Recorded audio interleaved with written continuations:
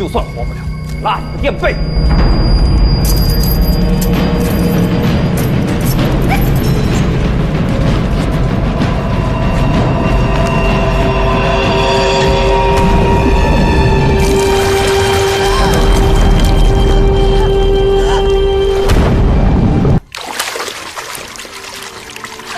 救我！你们就不怕得罪古朴使吗？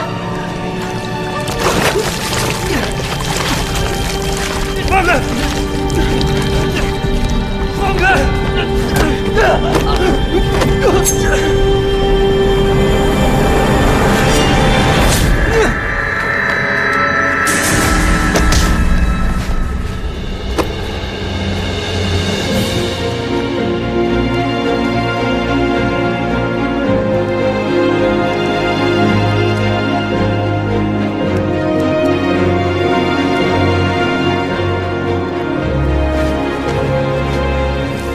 这才是真正的通敌文书。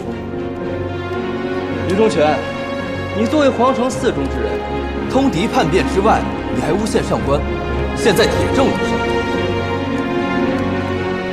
让他走。以彼之道还施彼之恩的滋味如何呀？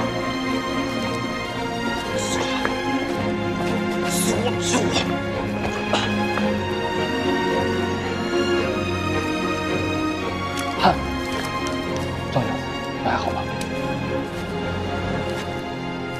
他是谁呀？啊，他是半正面的掌柜赵娘子。我只不过上他那儿出过2次茶，却被于忠全误以为有机可乘，硬掳了他来，想要诬陷下官，牵连于你。他是无端受牵连的。赶紧带走他。是，赵娘子。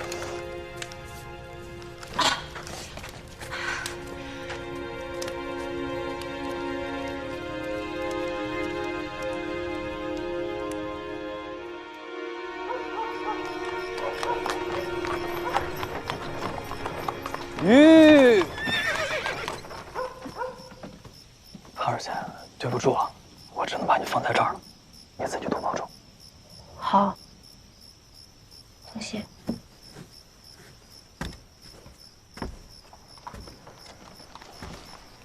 下。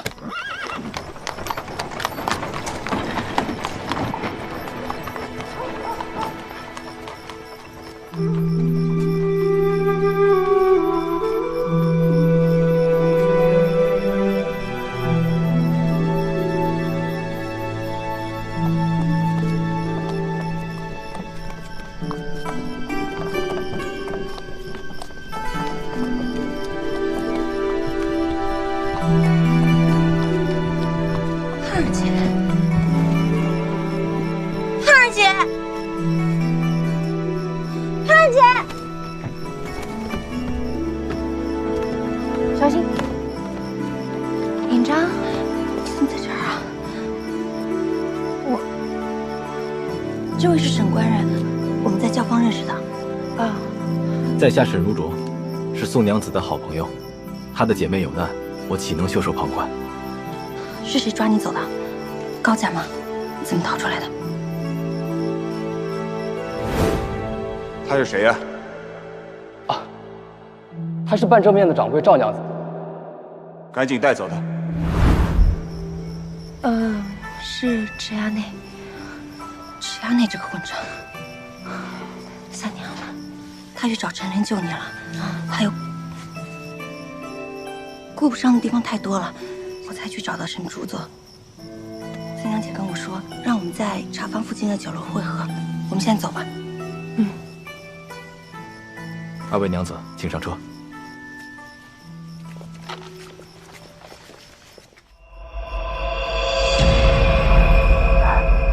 这是什么巫术？伤口的血在热水里不易凝结。这也太惨了吧！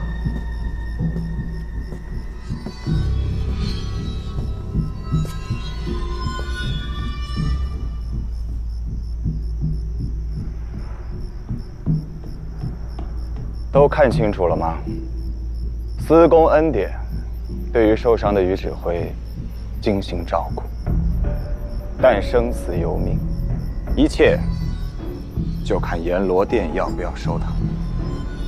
今日跟随于指挥之人，把自己的名字报到孔武那，只要你们日后可以闭上自己的嘴巴，我保证可以网开一面。为不使把守是真。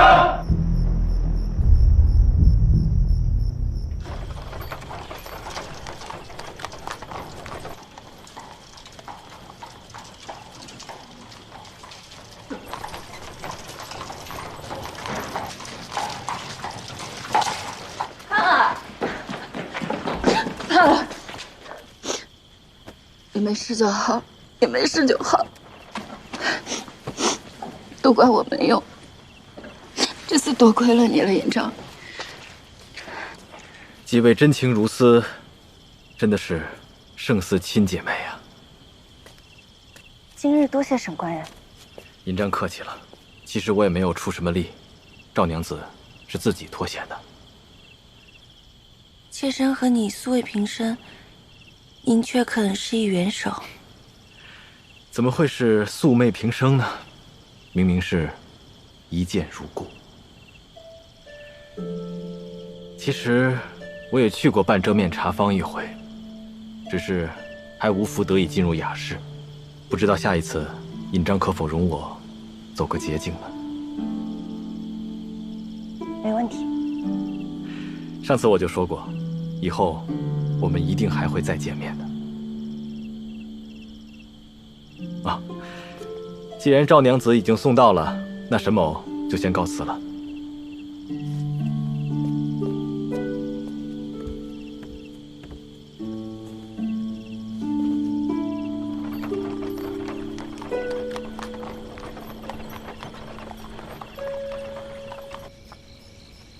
慢点。我一会儿去给你熬点姜汤。今天出了这么大的事儿，明天你就别去茶坊了，早点歇着啊。顾副使怎么在这儿？我是来找他的，带走他的人跟我们皇城寺有关。尹章，我送你回屋休息吧，我一会儿给你们送点茶过来。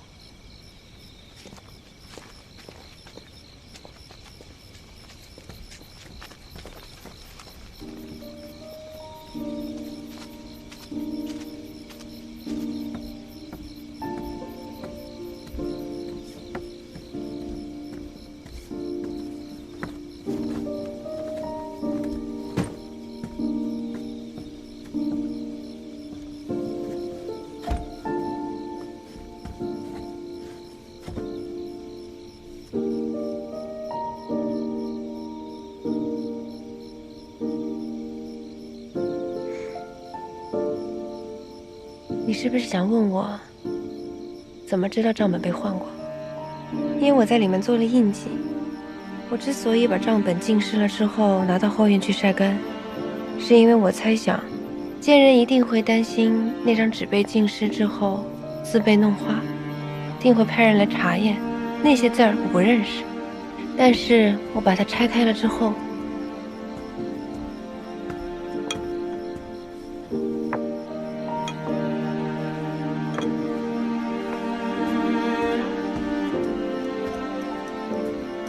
把字拆开之后，我问了袁屯田，发现有军马二字，我就觉得这个事情更加不对，于是就在账本上进了鸡舌香。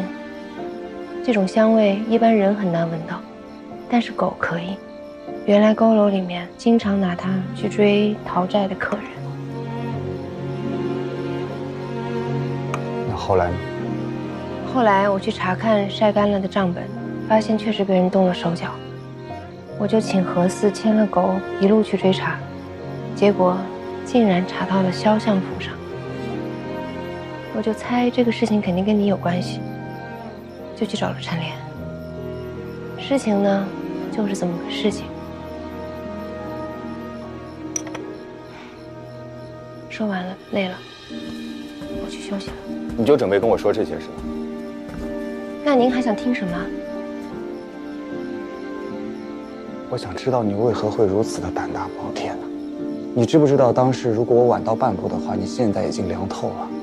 那是我们皇城寺的青池关，你怎么会选择单枪匹马去对付他？你说够了吗？我都还没问你呢，你还怪我？你不说你不认识我吗？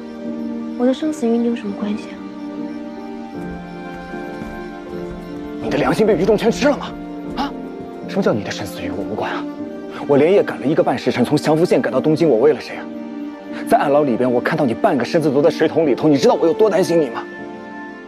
要不是我假装不认识你，给我身边那些视我为眼中钉的人知道原来我的死穴是你，那你以后怎么办？我们怎么办？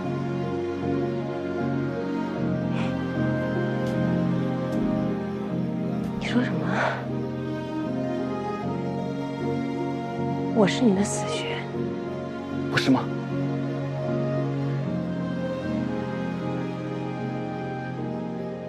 那我们是什么关系呢？你难道忘记了我是剑姬出身？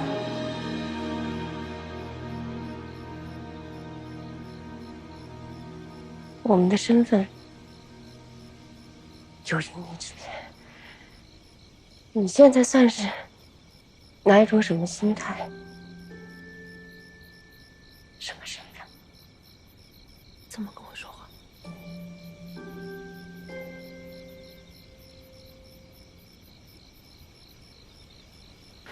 孩儿，你还没想好就来招惹我？你当我赵盼儿是什么人？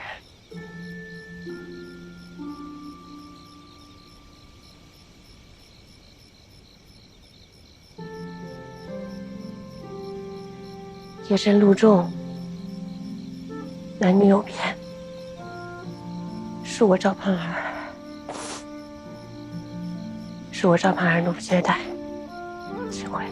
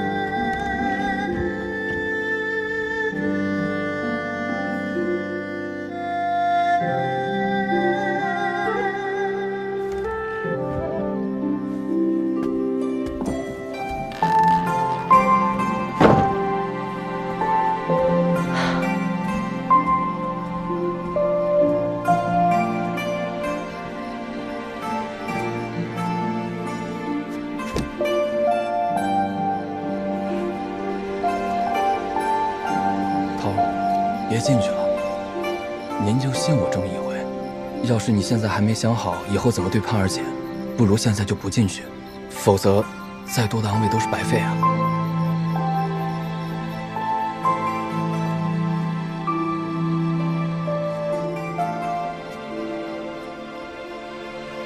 校府还有些重要的事情等着我去处理。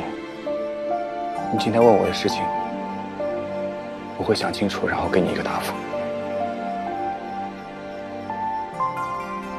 这些天，我会让陈莲跟着你，你安心做你的生意。你今天手凉了，泡个热汤好好休息。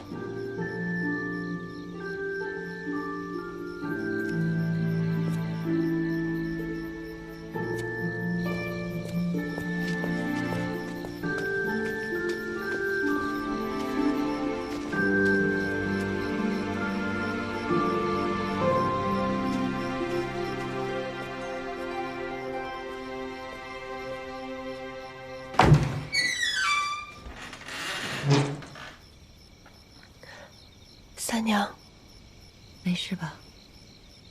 没事。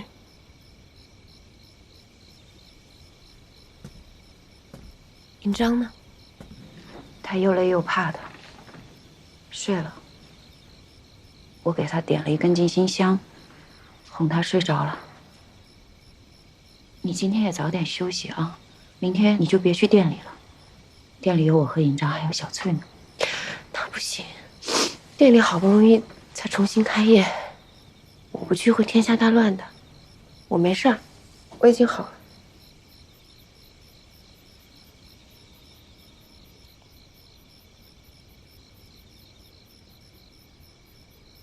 娘，我们就那么不值得你相信吗？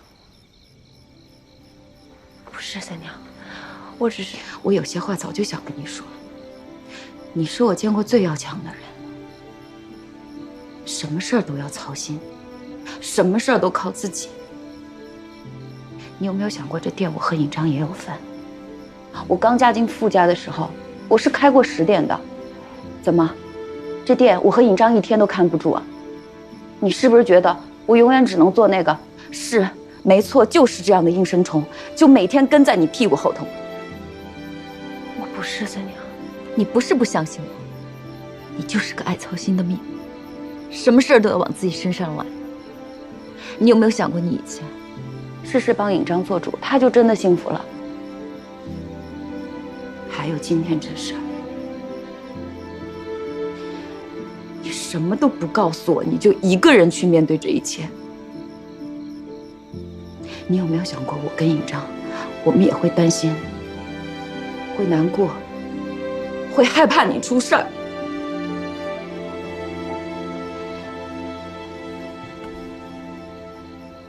你跟顾千帆的事儿，你不想说，我就不问。那茶坊的事儿，我实在忍不了了，我就多说几句。我知道，傅新贵他以前说我就是因为我讲话难听。三娘，对不起，我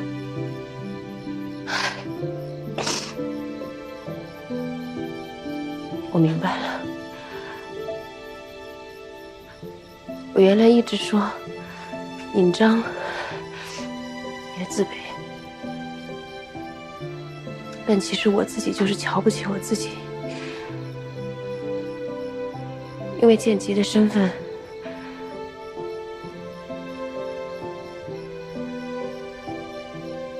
我老怕人看不上我，所以我就什么事情都想做好，什么事情都想攥在自己手里。好了，你别哭了，咱们俩都是过命的交情，有什么事儿说清楚了就好了。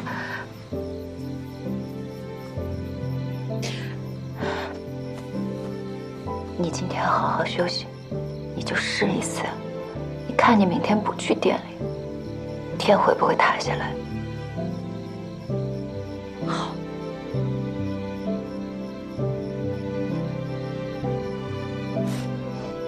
不许哭了啊。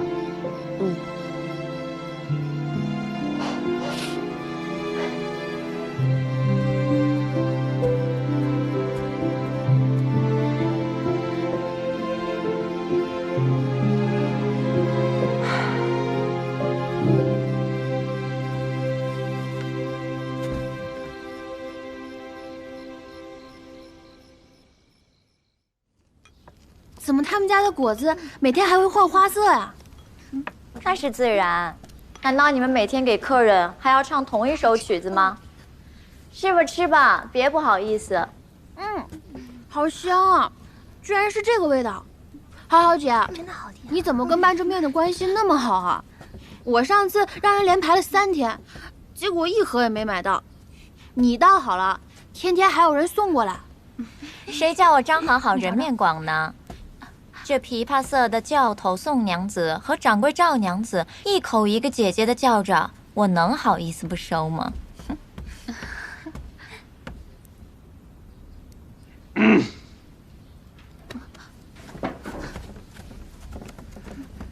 大清早的，是在生谁的气呀？难道猜不出来吗？十郎，你是不是闷得慌？你要是闷得慌，我明明是气得慌。你明知道我跟赵盼儿是仇家，为什么还收他东西啊？我为什么不能收啊？我还讨厌张员外呢。你也不是3天2头的和他在永安楼吃饭喝酒。我那是为了照顾自家的生意，能一样吗？我也是为了照顾自家的生意。就你那小破地方，你别闹了你。有本衙内在，还能短你钱花呀？你有种再说一次。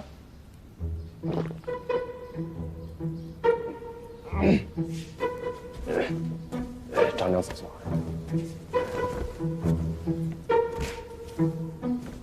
个能让张娘子花迟某的钱，是迟某的荣幸。双喜楼虽然小，但也是张娘子您的一番心血。这还差不多。有点面子行不行啊？啊！你明知道我跟赵盼儿仇深似海，那你现在跟他合作，那我面子往哪搁呀？有什么仇啊？是你调戏人家尹张妹子的仇，还是蹴鞠和骰子比不过人家的仇啊？况且你都已经那么恨他了，还不是前些天让吕武去排了半天的队？那我也不知道那方子是他开的呀，都怪那个何四老给我送那个破食盒，我就吃了一回，是挺好吃的。但是本衙内今天把话放在这儿啊，你要不跟赵盼儿一刀两断，那你以后就别理我了。你有本事轰我走啊！轰我啊！轰我啊！轰我啊！你敢吗？我不敢。好，别闹了好不好啊？你就听我一句话吧。石盘，我告诉你，我张好好混迹教坊20多年，最讨厌的就是别人动不动就威胁我。你只知道送我衣裳和首饰，但你知道我最在乎的是什么吗？我最在乎的是我要永远做东京的头牌歌妓。你以为赵盼儿送我的只是一盒饼果子吗？哼，你连这都不懂，难怪只能被他欺负的抱着土地公哭鼻子。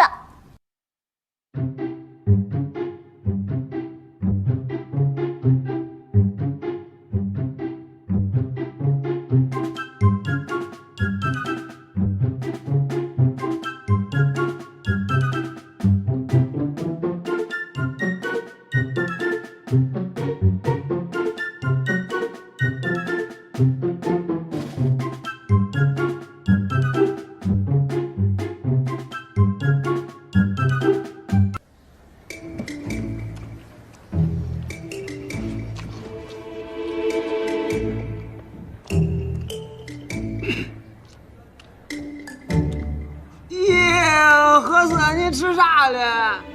吃好吃的点心。耶，你搁哪儿弄的？我盼姐给我弄的。耶，他为啥给你弄的？我帮他忙了呗。你帮他忙？你是他的人还是我的人啊？你的人。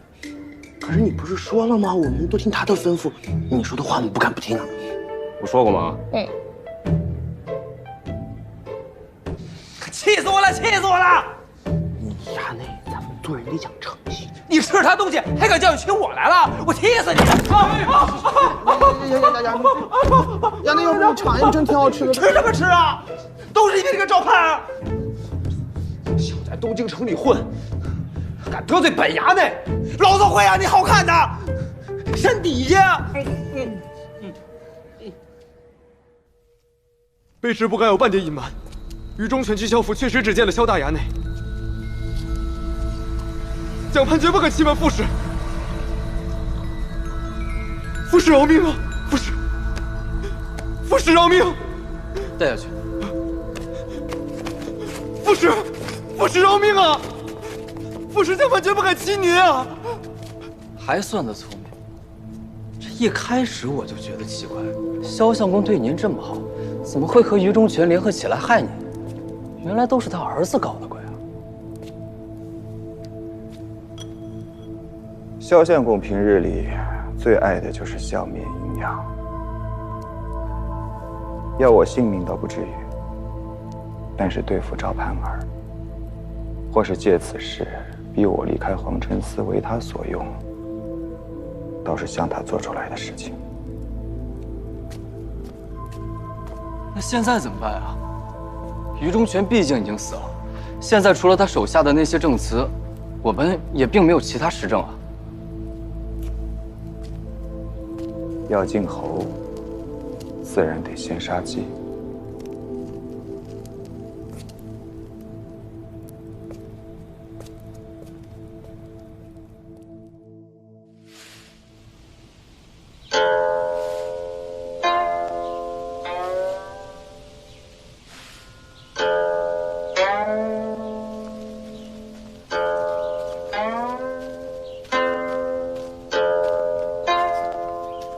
这是我们皇城司送给衙内的礼物。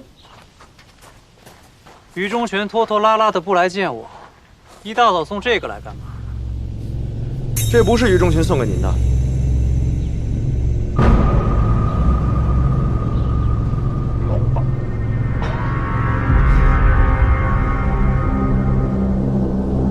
都让开！衙内，区区鸡毛小官就敢欺负到我头上，别人怕皇城司，我可不怕。衙内不可呀！你们都别拦着我！我要是不报了奇耻大辱，就往生行销。衙内，大公子万安。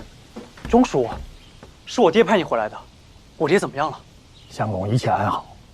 他听说大公子最近在府内主持大小事务，很有章法，特意派老奴回来打个下手。爹真这么说？您是我爹最心腹的管家，哪里需要劳动着你啊？要不这样，朱叔，你先好好休息，我出门办件事儿，等您歇好了，我们再聊。公子且慢，我这有封书信，请公子跪听。什么？并非老奴有意为难大公子，相公亲口吩咐，这封书信必须由您跪听。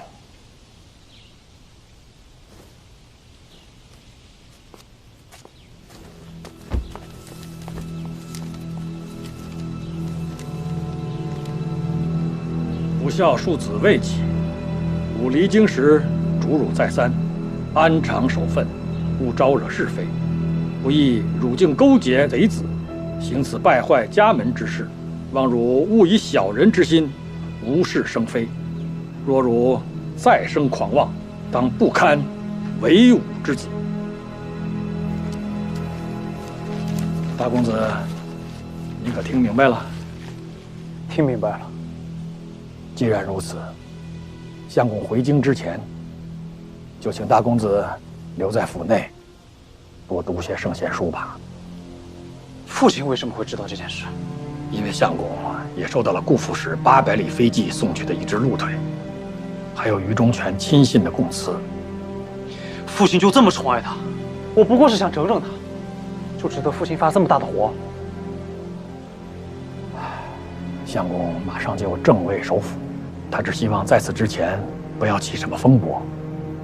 皇城司是天子亲兵，前一阵子又奉命调查圣人，这一切……别拿这搪塞我。父亲真是糊涂，为了他顾千帆，简直昏了头，派你昼夜兼程2天2夜赶回来，居然只是为了他而训斥我。我要告诉娘。公子，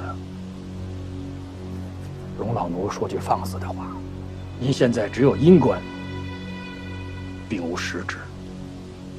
这一切，可不是夫人的哭闹抱怨就能为您争取到的。听老奴一句劝吧，顾千帆不是你能得罪的人，而且他也不是你的敌人。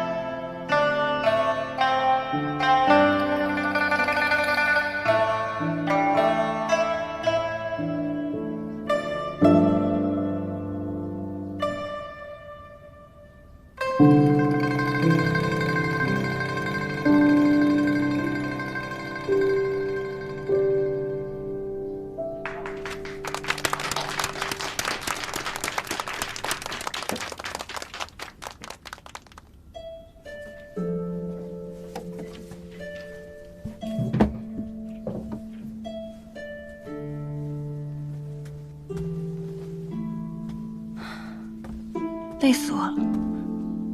又是弹琵琶，又是做银子的，要是能分成2个人就好了。不如我来帮你。沈官人万安。尹章为何如此惊讶？难道不是你下的帖子，邀请我来听琴的吗？可是你没说今天来啊，而且刚才也没人招呼一声。为什么要提前打招呼呢？尹章难道害怕我？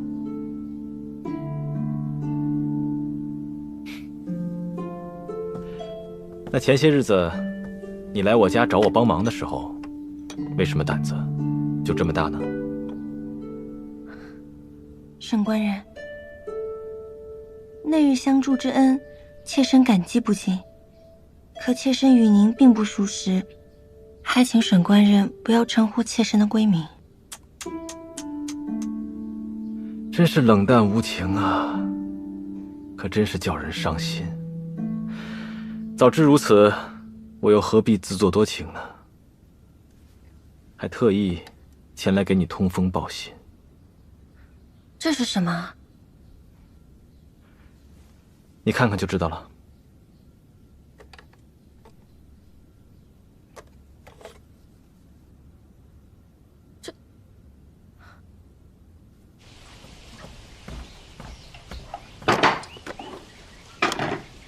真不要脸，气死我了！沈荣卓说，今天下午茶汤巷至少有4家茶坊卖这样的假货，不光不限数量，而且只卖100文一盒。看着是像我做的。这沈官人还真是热心，还特意过来告诉你。那些茶坊不光抄咱们家果子，还抄咱们家影子。咱们店里的各色影子都被他们学了去。更可气的是，清明坊还请了2个琵琶女，坐在店里成天的弹。那茶百戏呢，也被他们学去了？那倒没有。那不就得了吗？而且啊，你也不能老说人家卖的是假货，这也没有哪条王法规定这桃花果子只能有咱们一家卖。潘二姐，你怎么还帮着别人说话呀？自打想出这桃花果子的第一天，我就想到这东西迟早得别人学了去。不过，也是好事。这还能是好事儿？先尝尝。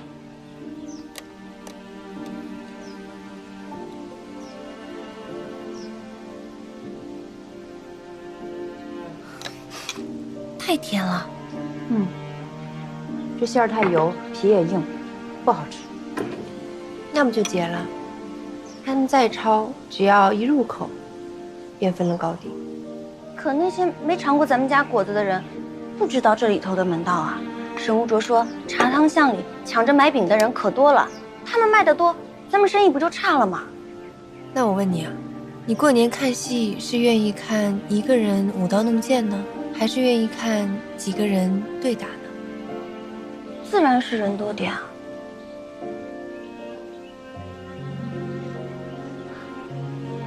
我懂了，这桃花果子啊，不能光是咱们吆喝，也得我们的对手帮着一起吆喝才行。反正这果子放到嘴里一尝，就知道谁是真仙，谁是假神了。就咱们3个人，拼着命，每天也只能卖几10盒饼，招呼不到100个客人，干嘛要跟茶汤巷那些前辈同行们争呢？咱们就扬长补短，把新雅金3个字做好。只要我们永远是钱塘潮上头一个，跟着咱们弄潮的人越多，对咱们半遮面扬名越是好。至于学着你弹琵琶那个人嘛，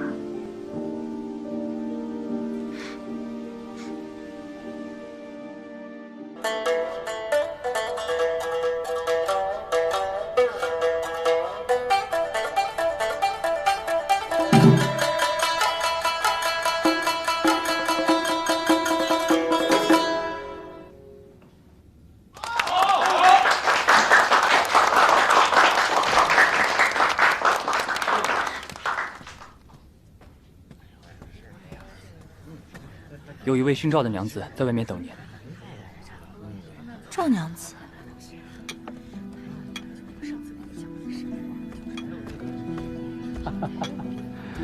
赵娘子，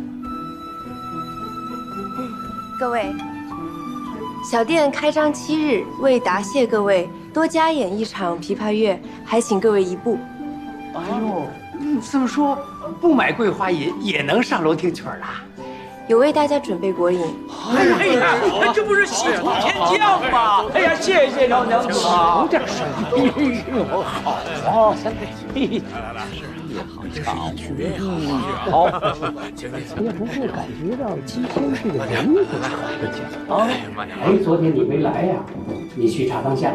哎呀，那里的桂花饮呐，虽然说呢有点划算，但是啊，他们的这个果子呢，跟这儿比起来呢，还多少是差那么一点意思。今天确实冷清了许多啊。是哦，喝。这茶点都给准备好了，哈哈，走，如归呀。哎，走。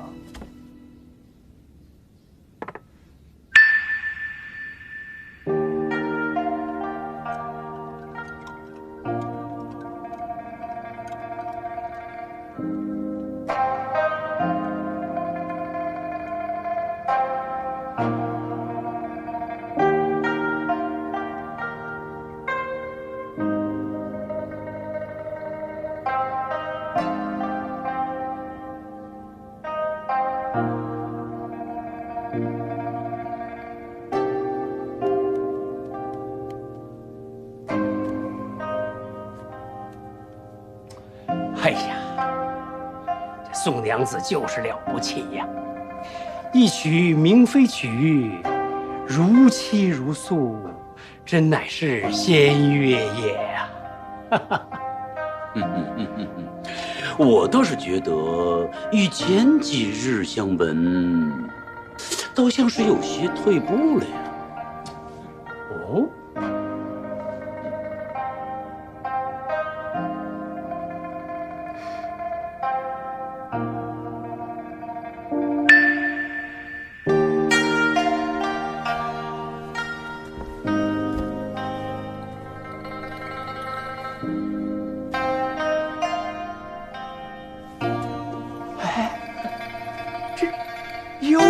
明妃曲，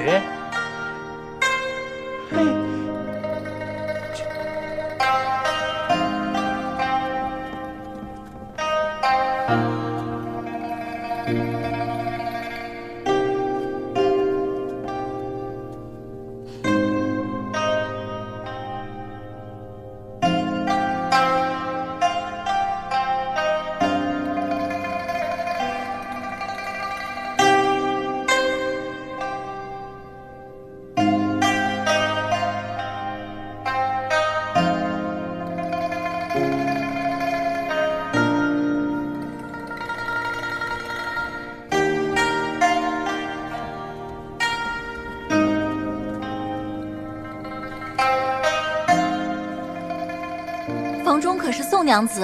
哎，走。宋娘愿纳100金，请宋娘子收我为徒。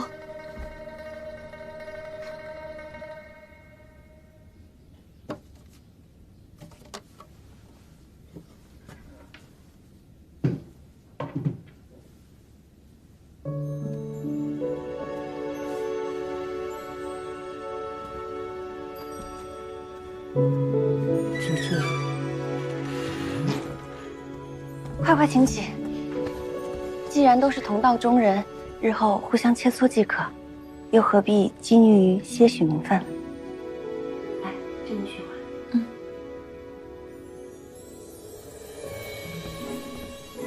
哎呀，素娘虽已是高手，但跟宋娘子相比，还是略逊一筹啊。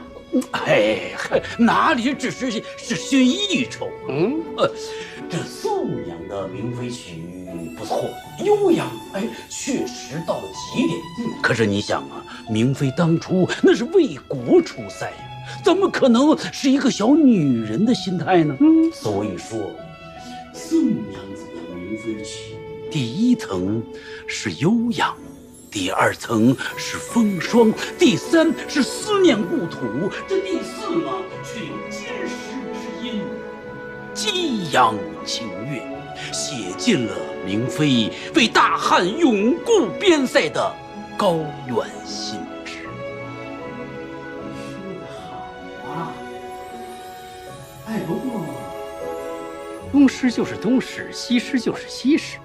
琴如此，美食亦是如此啊。然也，这一厘一毫都截然不同。你们愿意去茶汤巷，只管去好了。反正从今天开始，我就在这儿不动窝了。不，少几个人，我正好多听几首宋娘子的琵琶。我跟你一样，我从你往我也哪儿也不动了。这宋引章长什么样？没看清。哎呀，可惜了，你长了2只大眼睛，这不吃亏吃大了。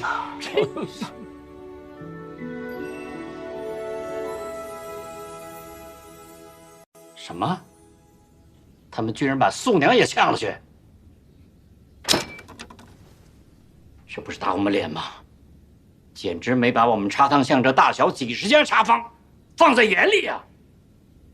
哼！天气还可以，好啊！有人吗？有人吗？来人呢？哟，各位，今天我们已经客满了。真是奇怪，赵娘子，你连宋娘的壶都结了，居然还装作不认识我们这些茶汤巷的老板。哎呀，这不是清明坊的胡掌柜吗？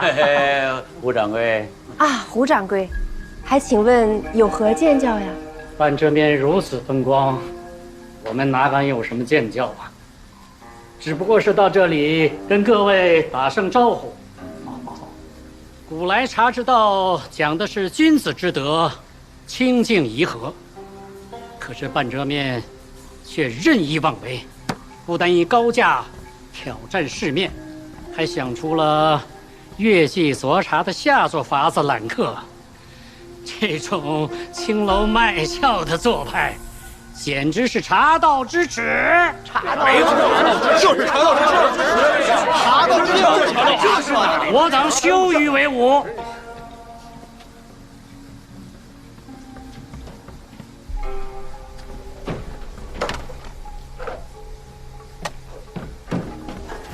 所以，我们敬告各位顾客，从明日起，凡在半遮面消遣的贵客，我们茶汤巷27家茶坊，恕不接待。我们不接待，不接待。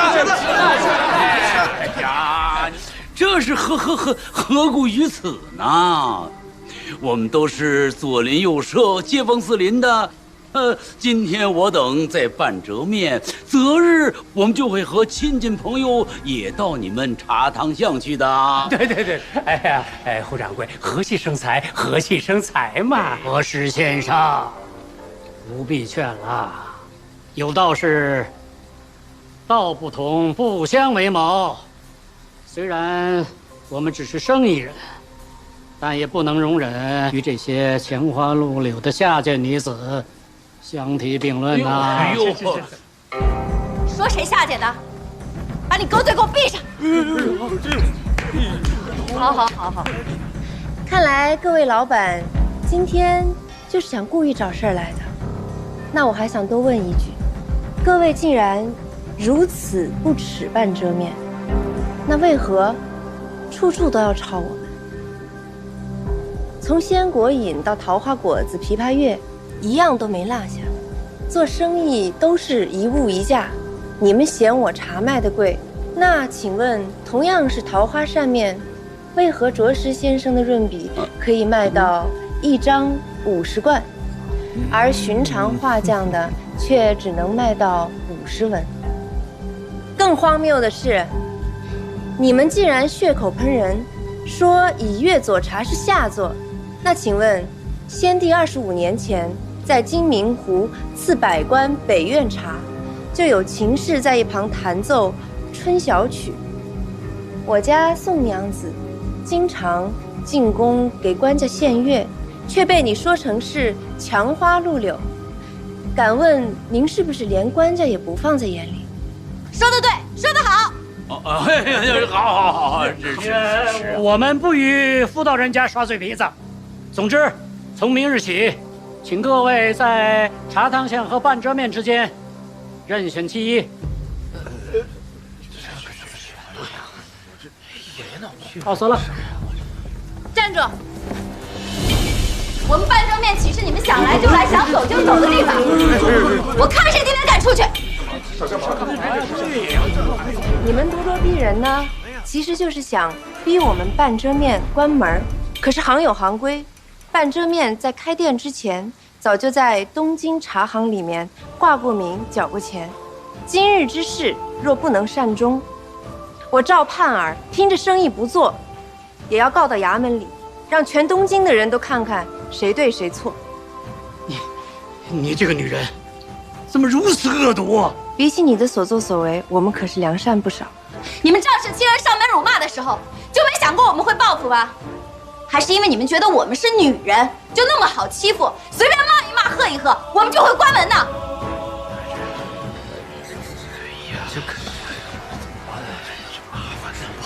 这几位好刚到京城就开了这么大的茶楼，这吓得他不好惹呀！现在惹他们服软。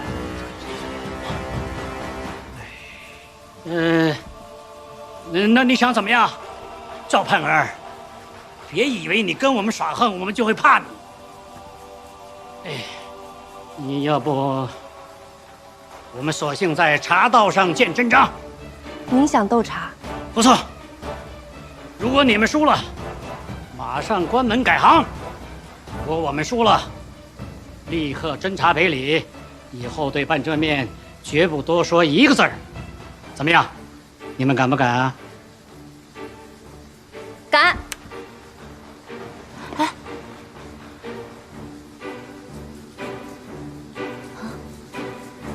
乐意奉陪。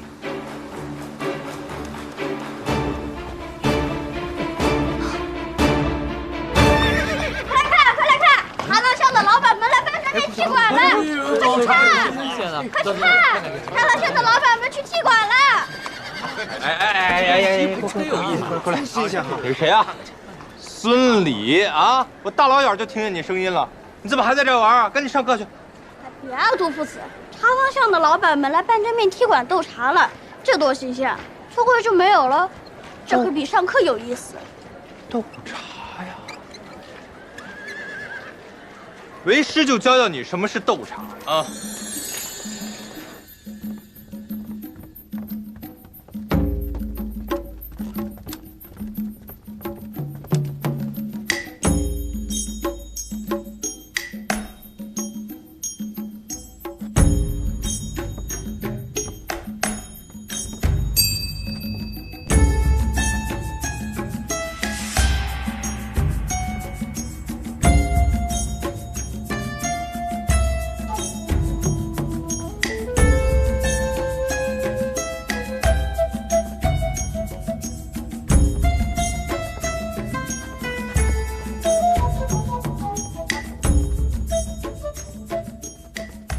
不知东京斗茶规矩如何？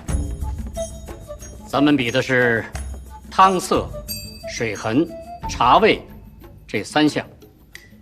各家私底选择茶饼和水，再请5位客人品评，3赢2输，如何？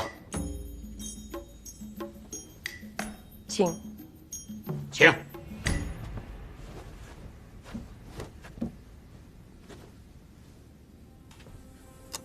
我今天用的茶是北苑仙春。常言道，明前茶贵如金。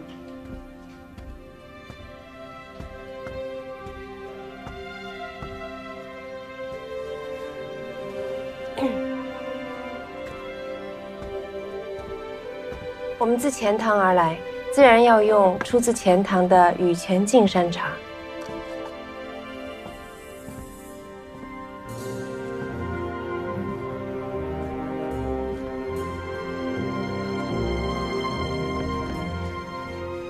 这海带就不知道放哪儿了，你给我说说什么情况？胡掌柜那是金链子，真漂亮。我今天用的水是天台山的禅泉。禅泉啊，禅泉，这是叫是啊。水我们用的则是寻常雨水。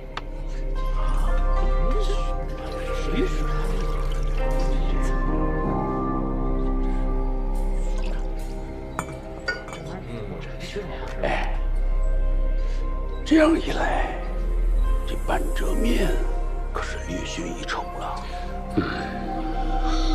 北苑仙春那是金穗的贡茶，净山茶我还是头一次听说呀，而且还是雨签。这陆羽茶经道，茶水用山水上，泉水为最佳。这雨水怎么比得过天台山的禅泉呢？说的是。哎，来，这是茶仙卢童传下来的黄金碾。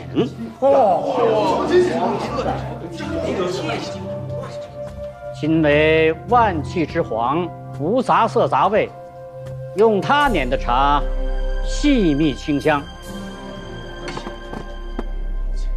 跟胡掌柜这金碾子相比，这赵娘子的小碾子也太寒酸了吧！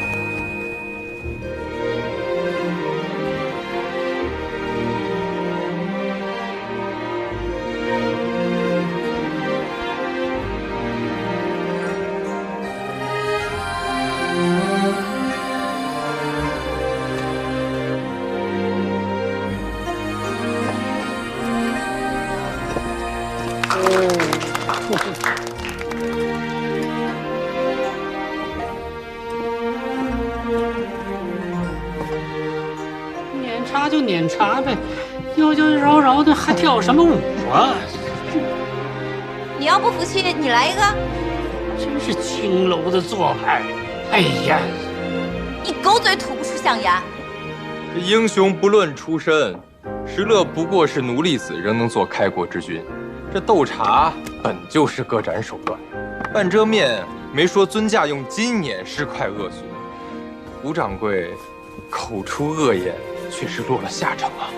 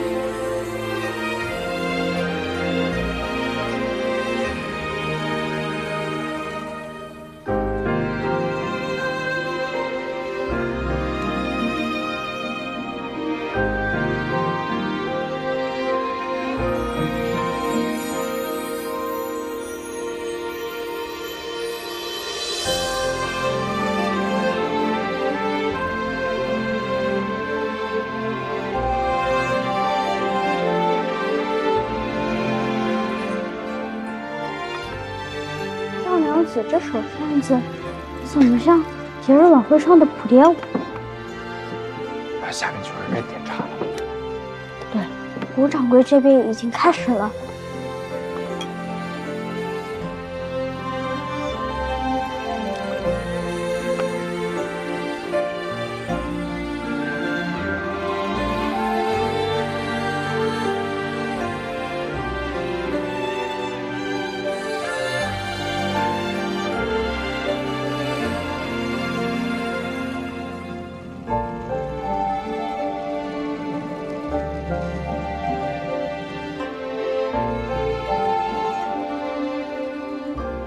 温柔。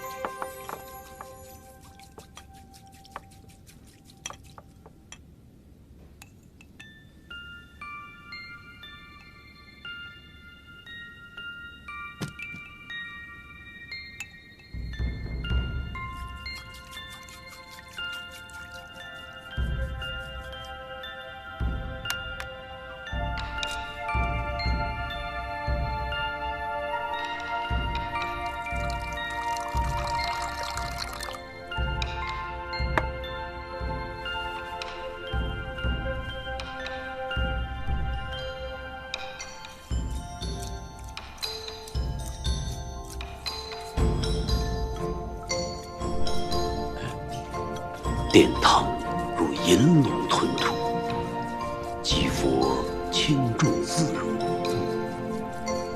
不愧为茶汤香的高手啊！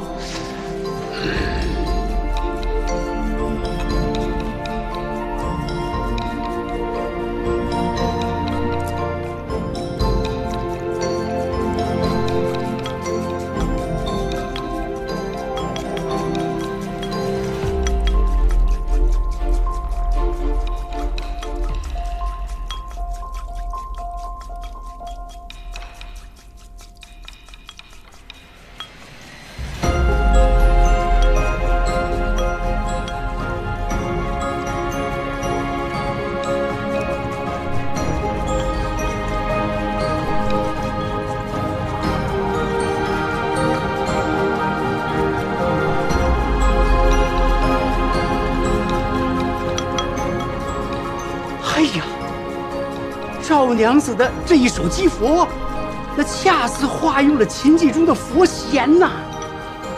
哎呀，正是。虽然赵姐姐很少在别人面前弹奏，但在七弦之道上，可花了10余年的功夫。各位，请听。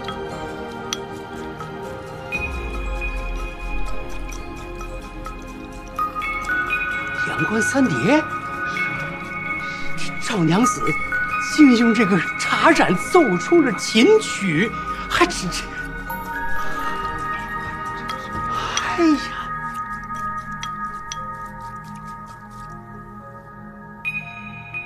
哇！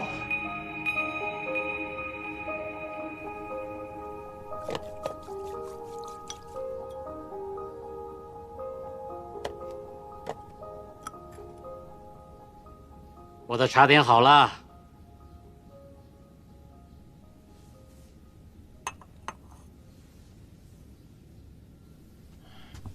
哎呦，这样不知道，看看怎么回事，出家。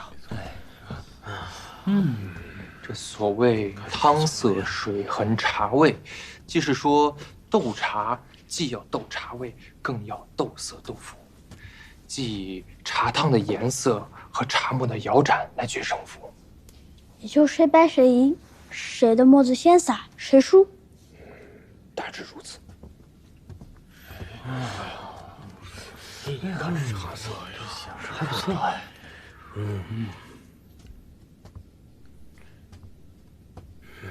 确实啊，好茶，确实不错。茶汤皆为纯白色，都是上品。这个汤色这一局，平手。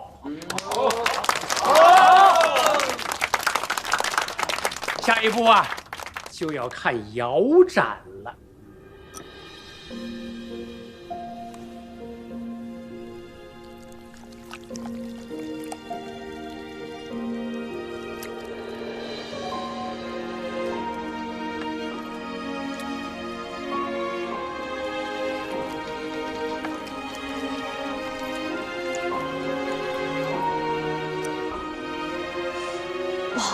赵娘子的茶沫先开始洒了。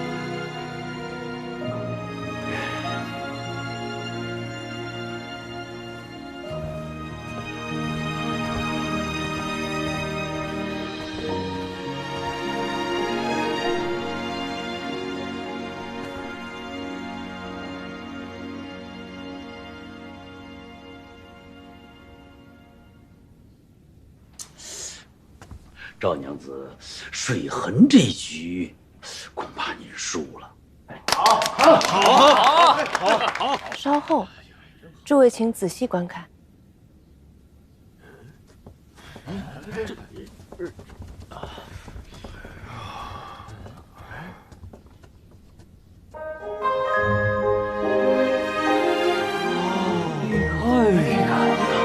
哎呀，这不就是以茶为画的茶百戏吗？好久没见过了，这个赵姑娘从哪儿学的？诸位，水痕这一局，谁输谁赢？那自然是赵娘子啊！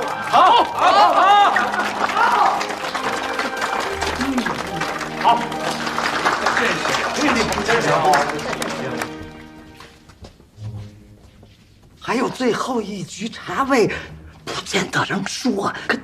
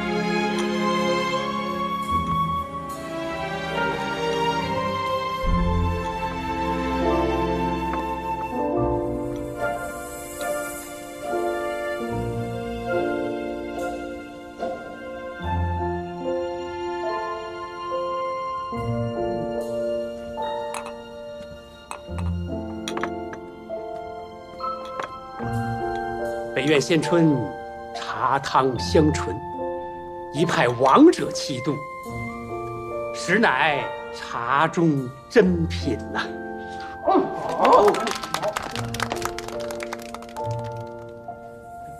半遮面的茶呢？请各位再尝尝我们半遮面的茶。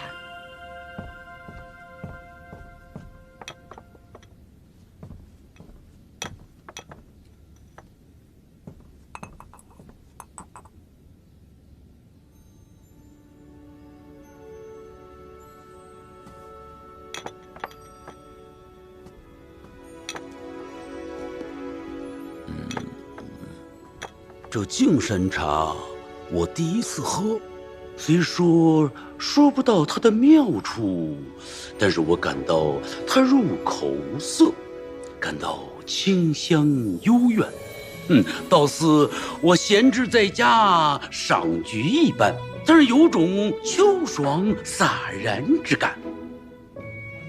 就是这个感觉，茶一入口，来不及品香品味，只觉得身如梦幻，飘然已去他处啊！对，没错，正是。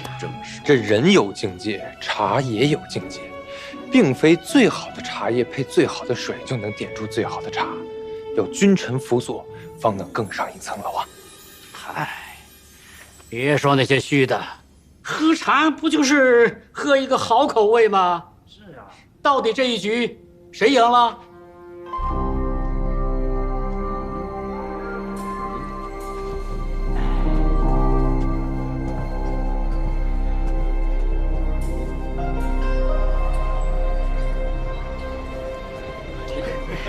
多谢先生。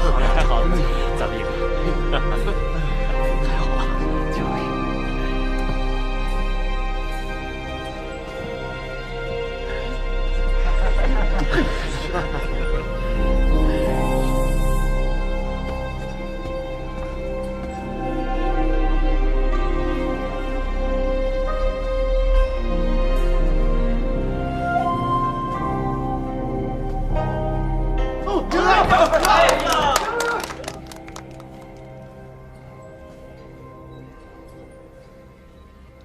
对不住了，诸位，我想了一想，我还是觉得胡掌柜的茶虽好，但就算不去茶汤巷，在别的地方也同样可以喝到呀。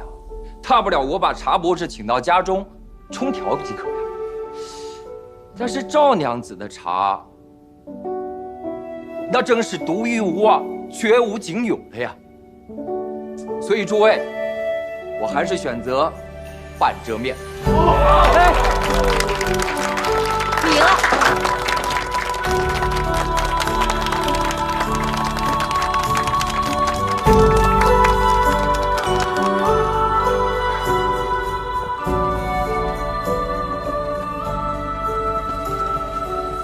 承让。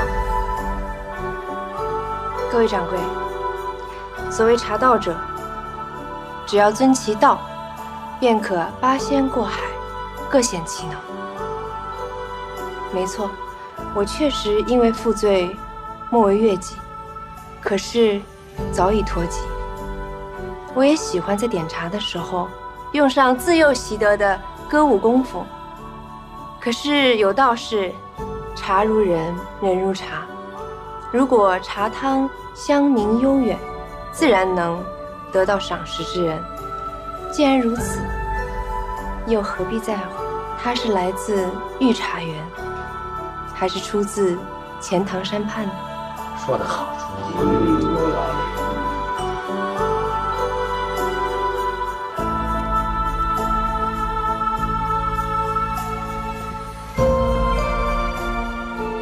赵娘子一言醒我，胡某技不如人，认赌服输。今后茶汤巷欢迎赵娘子常来常往。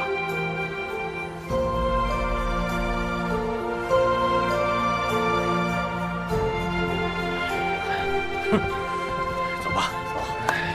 恭喜恭喜啊！还是半遮面好啊！感谢各位捧场啊！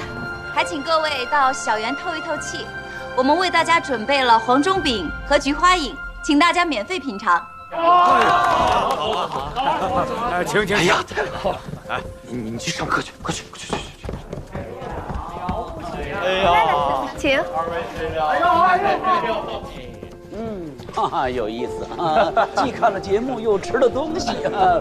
哎，最后那下见到没？虽然我看不清啊，但是还有那么一点呢。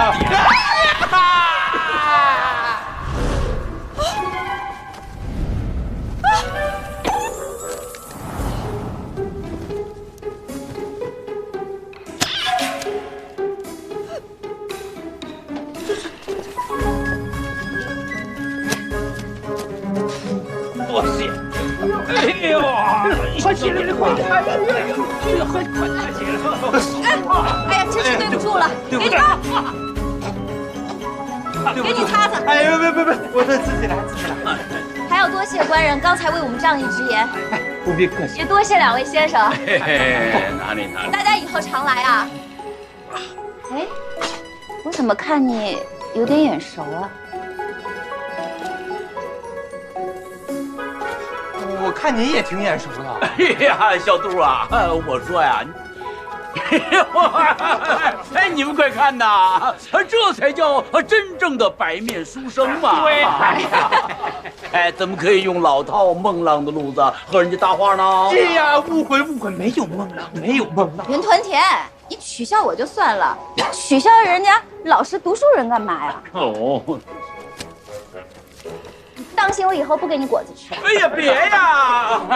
哎呀，行了，你看你那个近视眼呐啊！你离开这个爱戴啊，就是个瞎子，就赶紧给他戴上吧。真是的呀！